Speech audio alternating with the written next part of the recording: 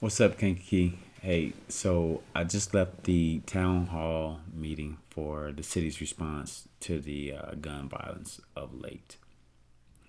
And so I had an opportunity to sit through the whole meeting. I encourage you to watch the whole meeting if you want to get an update on what the city's been doing and that kind of thing. But what I wanted to do was I had a chance to share my own personal comments. And I didn't like, it was unscripted. I kind of just spoke from the heart. And even right now, I'm speaking from the heart. But you know how you say something, then you just be like, did I say did I miss anything? And so I just want to be clear about some things that I said. Number one, our children, that I have worked with so many children, and through a series of conversations and a lot of feedback from the kids, our children are afraid to lead because of what they see people do to leaders. Kids often hear these leaders, these leaders, these leaders. They hear it at home, they hear it in the community, they hear it they hear it everywhere. And so a lot of these kids with leaders locked up inside of them, they are suffering from fear, anxiety, depression because they're not really being who they want to, because they're really afraid and they're anxious about who they are becoming because it's not really who they should be. And so they get angry about that. Tearing each other apart was the statement made by another person that was there. They're just watching us tear each other apart, and that's not good. Another thing that I said was that I do believe that the two most powerful women in the city were there, and that is our mayor and that is our superintendent of schools. They amass the largest amount of influence in the community. I mean, it's just undeniable. And so if you don't know who you should be supporting and who you should be trying to work with, I'm telling you now. And both of these leaders in our community have been very open to the community. They're not saying that they have all the answers. They are visionaries. They do believe in what they believe in, but they are open-handed in our community, saying we don't have all of the answers. We don't have all of the support we need. We don't have all of the staff. We need the community. You can look at both of the vision statements from both the school district as well as the mayor's office, and it involves community. So I just wanted to be clear about that because I don't know. I left and I was feeling unclear, and so I just want to make sure that I'm being clear that a lot of the angst that's in our community right now revolves around our unwillingness or inability to forgive each other. And there's a lot of hostility.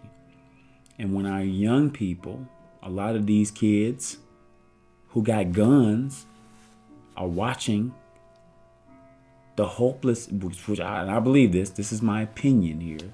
I believe that the kids know that if we don't get it together, they're not going to get it together. If we don't help each other, they're not going to be helped. Our children feel vulnerable. They feel vulnerable. So, and they feel vulnerable not just because of what's going on at home, but what's going on in their community. And so we can help them starting by number one. If you, and I mean, I think that speaking honestly about leadership is important. Confronting the issues in leadership, I think, is very important. But you have to watch what you say around children, man. Because you're saying one thing and you might mean you might mean a totally different thing. But kids interpret things differently. So number one, if you want your child to be a leader, don't destroy the image of the leaders you know. It is one thing to talk about leadership, but when you start naming names, and I'm just telling you, I sit and I listen to them week after week, year after year, and I hear it. Number two, forgive. I brought that up tonight. You know, whoever it is, just let it go. The results are dramatic, and very powerful to just let it go. We all committed tonight, and I actually said this in a prayer. We committed by saying amen. And I don't know if everybody said amen, but I know a lot of people said amen. But we said that by saying amen, we were committing to take a stab at a new start by just letting stuff go and starting over. So I'm asking you to do the same thing. If you feel like, if you have aught against the police department, or if you got aught against the school district, or if you got aught against the mayor, if you got aught against an organization, or whatever it is in your community, let it go.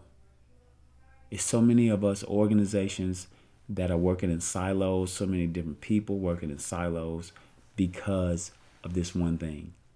We won't just let stuff go.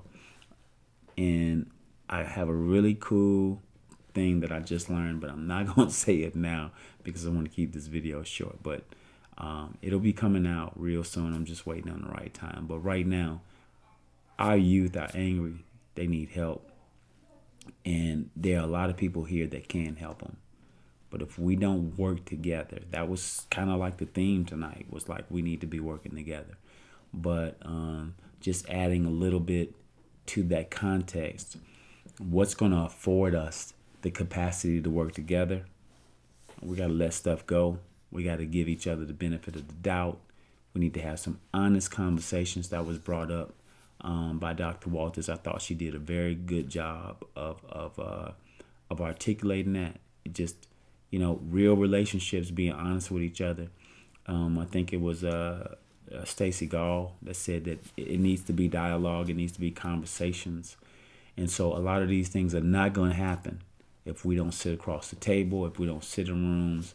Sometimes our meetings and things, they can just be too professional for it to be authentic, and just too many guards up. And it was said tonight, just a lack of trust everywhere. So trust is not easy to get back, but forgiveness you can do right now. You won't heal right now. Forgiveness doesn't always mean reconciliation, but we can work together. If we decide that we want to let stuff go, give people a fresh start, be open to gaining or committing our trust to someone else again. And we'll see dramatic changes really fast. So watch that video, the town hall meeting. I think you'll be encouraged. All right, that's all I got.